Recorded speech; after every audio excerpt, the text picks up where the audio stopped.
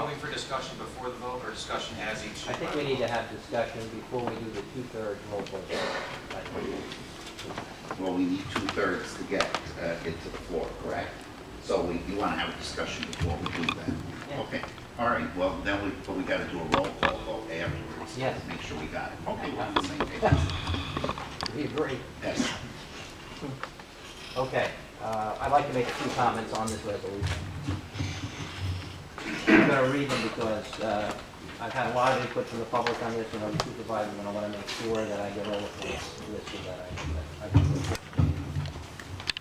I placed on each supervisor's desk this evening a copy of the authority's budget office report in response to the complaint concerning Columbia Economic Development Corporation handbook of the recent Ginsburg Police project. While I believe that most, if not all of us, support Ginsburg food and economic opportunities and growth in Columbia County, the content of the authority budget office report should be disturbing to every taxpayer and elected official in the county. As you know, Mr. Chairman, we have recently received information from the state controller that our county debt has more than doubled in the past 2 years to almost $40 million.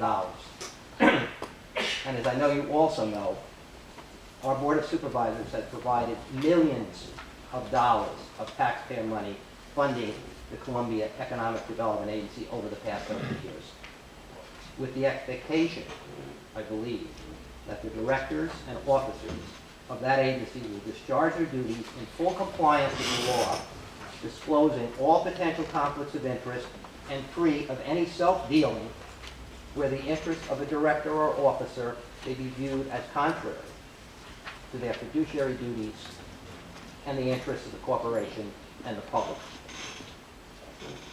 As you may also be aware, based on concerns expressed to me over a year ago, I sent a very simple letter to the CEDC Council seeking information, a clarification as to whether the Ginsburg transaction met all of the county and the CEDC board ethics requirements. After a serious delay, I received 2 letters. First letter in September said, I quote, CEDC Board of Directors discussed this issue at their August 2014 meeting, and it was the opinion that the request was overbroad and that a legal opinion was not warranted. Time went on. It got some notice, and I received another letter, October 31st, from council saying, to the best of my knowledge, the CEDC has complied with all applicable ethical and legal standards in connection with this matter, re Ginsburg. So, overbroad, no ethical issues. 6 months later, the authority's budget report comes out citing numerous conflicts. But current or past members of the CD Board have apparent conflicts of interest in the Ginsburg project alone, which they failed to disclose. Moreover, several members apparently benefited financially from the transaction without the required disclosure. Incredibly, the ABO report contained an admission by a CEDC executive member that they were not familiar with the CEDC Code of Ethics provisions and that lack of disclosure concerning projects and loans were considered routine. It is noteworthy that the ABO report admits that it was based only on information and documents that were known to be available and produced relative to the Ginsburg project. The ABO report did not address potential self-dealings or actual harm that has arisen because at the time the project was not approved by the Ghent Planning Board. That could change in view of Judge Cody's recent decision overruling the Ghent Planning Board's decision. After the issuance of this report, Supervisor Riley and our CEDC committee unanimously passed a resolution requesting the 3 current directors of CEDC cited in the report to appear before the committee earlier this afternoon to review the issues identified in the report. Inexplicably, and without notice to the members of the committee, I understand that you and several other supervisors not on the committee have met with members of the executive committee in a closed-door meeting. Because you are de facto the CEDC board, Mr. Chairman, I believe that you should immediately recuse yourself from any involvement in addressing the CEDC conflicts of interest and any potential self-dealing issues. The matters addressed in the ABO report occurred under your watch and during the tenure as Board of Supervisors representative to the CEDC. I also believe, and most importantly, it's imperative to restore the public trust in CEDC and assure the taxpayers of Columbia County that the directors and officers are complying fully with their legal and fiduciary responsibilities. Moreover, it is noteworthy that the ABO report, which only addresses the Ginsburg project, documents that lack of disclosure, quote, is routine in other projects and loans. This should be unacceptable to the Board of Supervisors and the public at large. We can do better. It is beyond debate that many CEDC directors take their responsibilities seriously and do a great job. However, the ABO report places an unfortunate cloud over the agency, which must be dispelled, in my opinion, to reestablish the public trust in that agency and in this board. I therefore support this resolution.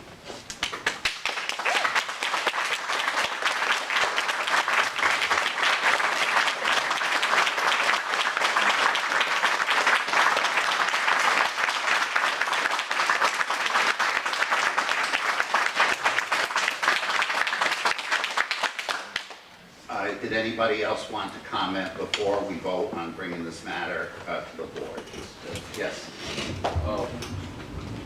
So Supervisor Bear's point, in finance, you all heard my arguments. I made them ad nauseum.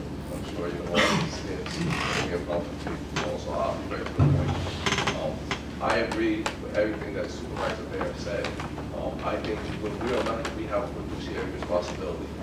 And the letter that we received from the attorney, Mr. Howard, did point and outline the fact that we have no real responsibility, we have no real oversight authority. But at the level in which we're funding that agency, you would think that they would give us some level of courtesy to allow us to do a look back. Make sure not only that they're acting in accordance, but that we are being good stewards of financial fiduciaries of the county finances, and that we are honoring what the taxpayers have elected us to do. I think it's only the right thing for us to do, and that's why I stood up and I seconded this resolution. And one other point, Mr. Chairman, we have a great deal of people in the public, and I know that there was one gentleman who would like to speak on behalf of probably all of these people, and that's Superintendent Howard. And if you could allow me that, to allow him to address us as a body before we cast our vote. Yes, after any of the supervisors wish to speak. Okay. Certainly, Mr. Howard can speak as a representative of everybody here. Yes. Did any of the supervisors wish to speak? Yes, Supervisor Brown. Thank you, Mr. Chairman. 2 points of clarification, Mr. Supervisor Bear. It was our intent to invite all of the CEDC committee, not just 3 members of the committee, to a meeting today. That meeting was postponed in recognition that the CEDC is holding their annual meeting tomorrow, which we've been told, and we've already looked at draft policies that will dramatically restructure the CEDC policies going forward. I'd like to, understanding what I heard in finance and some of the concerns of spending taxpayer money on this, I'd also like to offer an alternate resolution that if the CEDC comes out of their annual meeting asking for continued support in a budgetary fashion from the Board of Supervisors, that in a bipartisan gesture, Supervisor Bear and myself take on this resolution at the invitation of the CEDC to do the review of the conflicts without spending taxpayer money, and we report back to the board ourselves. Thank you, Mr. Chairman. Did any other supervisors wish to comment? Yes. Mr. Chairman, I've gotten a lot of feedback from constituents who look at me in disbelief when they read what has been going on in the CEDC. I get comments like, this looks corrupt, this looks criminal, this looks outrageous, how can you put up with it? I try to explain that we don't have an awful lot of flexibility or authority other than the financial support we provide. But I also have defended the CEDC to my constituents, saying that they do a lot of good work. And I think we need to give the CEDC CEDC an opportunity to clear the air, to get rid of the taint that has been affecting this organization for the past year. I think Supervisor Baer's suggestion, his resolution, will provide a relatively quick and relatively effective way to clear the air or to demonstrate that there is a pattern of misbehavior and conflict that we need to act on. So I too support Mr. Baer's resolution. Did any others?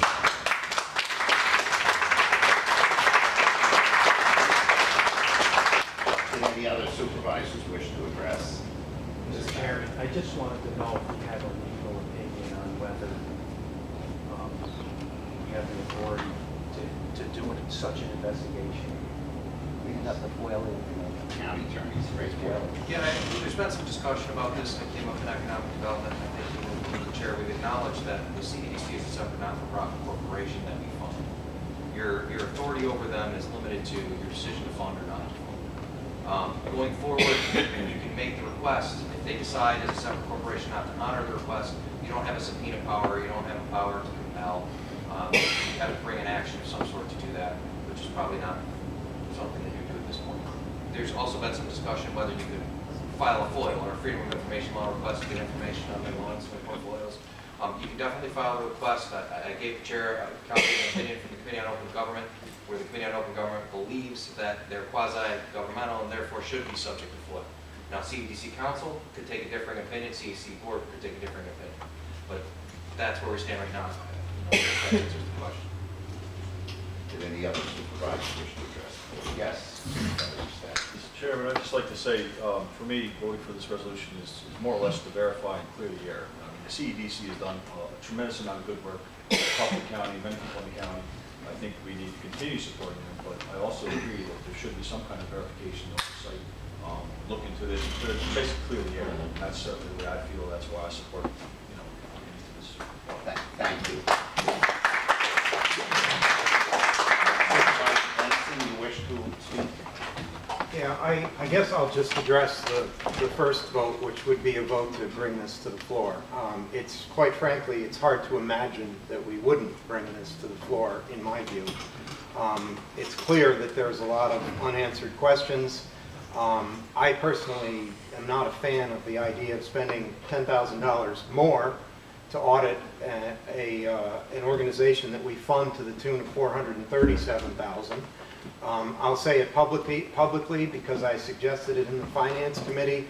I would advocate for a timeout and that the county cease funding, which may be a breach of our contract, I don't know. But it's definitely time to take a look under the hood, so to speak. And with regard to the contract, if there isn't some provision in the contract that gives us vision, then, I would argue that perhaps that contract is flawed to some extent.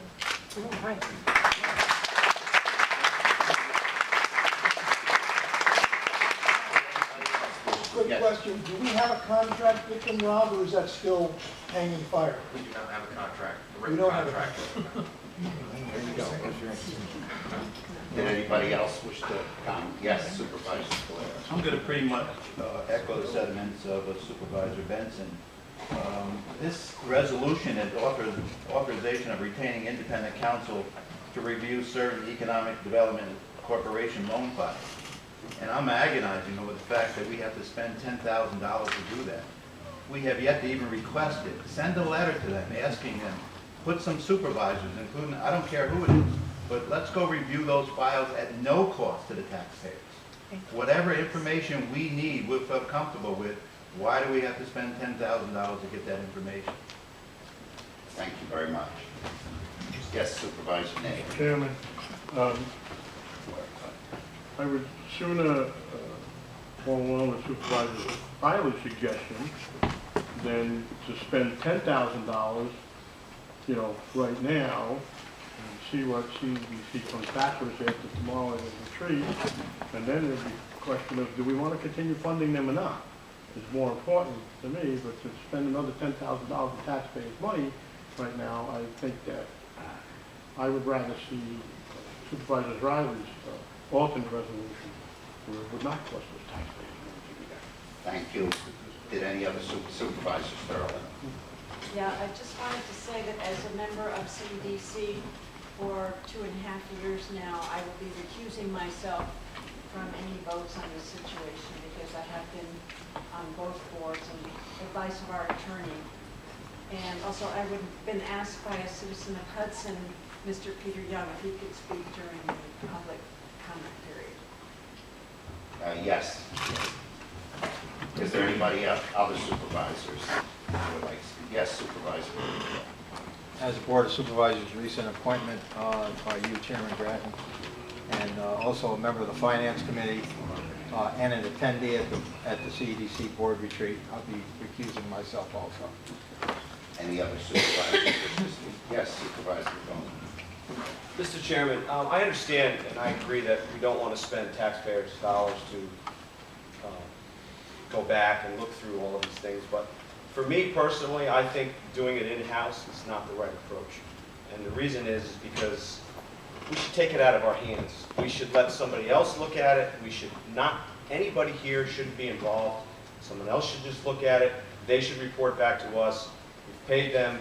Nobody's been involved. I think that's a cleaner way to do it. I realize it's $10,000, but we're looking at a $437,000 line item that we're giving to CEDC. I realize I don't want to minimize $10,000, but it's not a lot of money. To me, I would say it's more important that we get somebody from outside, looks at it, reports back to us, and either makes CEDC look fabulous or it doesn't. And nobody here has been a part of that, which I think could taint this whole process, and we could be right back in here doing this again. So I support the resolution, but I also support doing it and having outside counsel deal with it and keep it out of our hands. Thank you very much.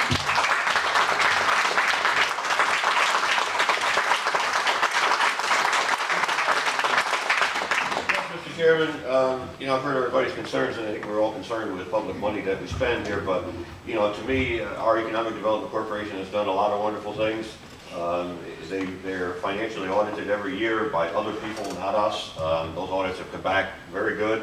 Now they've been audited by the authority budget officers on process. There's been recommendations made that they can move forward in the future and change some procedurals, and I understand they are. They are going on a retreat to look at restructuring their entire board, and I certainly respect, let's let them come back to us and see what they would like to do in the future. I see no need to go spend more money on more audits that aren't necessarily needed.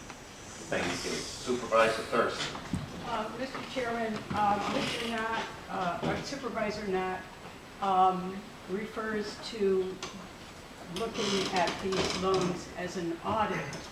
No place do we talk about it, about an audit, a financial audit. The resolution merely says that we would like to ascertain that the conflicts of interest identified by the ABO report were aberrations and not reflective of any pattern affecting other CEDC loans. That's all this resolution is asking for. Are there other instances like the ones that the ABO report revealed? We're not looking at financially to see whether the SBA money, for example, was spent according to the reasons why it was given. Thank you. Mr. Chairman, Yes. I just wanted to say that I concur with my colleagues, Mr. Knott, and also Mr. Scalera, because I don't believe anybody's ever asked for the information, and I think if they asked for the information, it would be provided. Thank you. I Is asked any for it. other member of the Board of Supervisors? I didn't get it. No, I was just answering. Supervisor Morrell said, no one's ever asked for it. I asked for it a year ago. I never got it. You asked for a written statement. Yeah, I never got it. That's a legal opinion. Oh, what's it? Did you ask to review the record? Benson, yes. At the risk of perpetuating this, I need the county attorney to speak in regard to conflicts of interest that exist right now within this room. I can tell you that I want to vote on this and whatever happens next, but I have also recently been appointed to the CEDC. So in the interest of getting it all out, Yeah, I mean, as far as recusal, or whether you have a conflict that requires you to recuse, recusal is always in your own opinion whether you need to do it or not unless there's a direct conflict. Here, you are sitting on the CEDC board as a member, recently appointed. Granted, a lot of the incidents or loans or portfolios that may be examined would be prior to your appointment, so you're probably all right. But just because of the factor that you sit on the CEDC board and you sit on the Board of Supervisors, which is making a motion or considering a motion to further review and examine the CEDC board, in my opinion would be that that poses a conflict of interest, and you should probably recuse yourself. As with the other members that sit on the Board of Supervisors and also sit on the CEDC board. Because you're working on both sides of the table, so to speak. Well, just a point, what about the members of the special CEDC committee? Well, the special CEDC committee, the status of that, Chairman, I mean, I know it met twice. I don't know, is it still meeting? Is it still active? Is it still reviewing? As I say here, I don't know. We left it that it would be a standing committee, and if the need arose, that we would schedule a meeting. And that, the committee, just so everybody understands it, had Supervisor Scalera on it, Supervisor Thurston, myself, and Supervisor Keaton, yes, and Supervisor Crew. And I think, Supervisor Greer, the reason, the purpose for that committee was to interact more, review more, do exactly what you're requesting of CEDC. I don't know as though that would pose a conflict. They weren't working on CEDC for CEDC. Correct me if I'm wrong. I don't know. I mean, I don't know what their charter or what their interaction was, but you raised the issue of, you got supervisors who are on committees that are overseeing or interacting with the CEDC. It seems to me there is a gray area. Well, yeah, I mean, and that's where if you're not in a direct conflict and anybody feels I might have a conflict, they should consider recusing themselves, absent a direct conflict. Just because the Board of Supervisors has committees that reviews outside agencies and outside corporations and agreements, that's not really a conflict, I wouldn't say. At the situation where we have a member that is an elected Board of Supervisors that votes on issues, and then they're also on the CEDC board making votes for the CEDC board, that obviously, to me, poses a conflict and should warrant recusal. And that's going to apply to the 3 or 4 members that we have in that situation. On the council, Mr. Chairman, I want to know, what would be the differences if obviously he has a Board of Supervisors and now we're bringing outside, asking for outside audit of any kind of county department, please? Excuse me, I missed your question. For example, I see there's some discrepancies going on in the county department head, a county department head, and we make a recommendation that we're going to bring in an outside auditing agency to audit them. What's the difference? That's no problem, because you're not also sitting as an agent or a member of that department. Were you referring to that or the notion of? Well, I'm that department's auditing boss, the CEDC? so that for me to ask to have that department now audited seems as though. That's fine. I mean, that's actually your role as an elected official, as you know, to go ahead and examine those departments and do what they need to do. If you were also a member of that department, that's the issue here, because they're members of the CEDC corporation and they're members of the county municipal corporation, and they can vote on both. So theoretically, they could say, well, I'm not going to vote on something here, but when I get to CEDC, I'm going to vote that way because I want to shape how this goes. That could be a conflict. Here, what you're saying is I'm a supervisor on a committee that's in charge of the department. If I see something I don't like in a department and I want to audit it, that's fine. That's your job. That's what you can do. Did any other supervisor wish to comment? If not, Superintendent Howard, you would like to speak. Yes, sir. Thank you, Mr. Chairman. This is Stein right here? Yeah. Okay. I just feel funny. I'm used to being up in front of seniors and high school kids and not usually talking to their backs. But I just have a couple of points I'd like to make, and I'm taking a little bit different approach to this.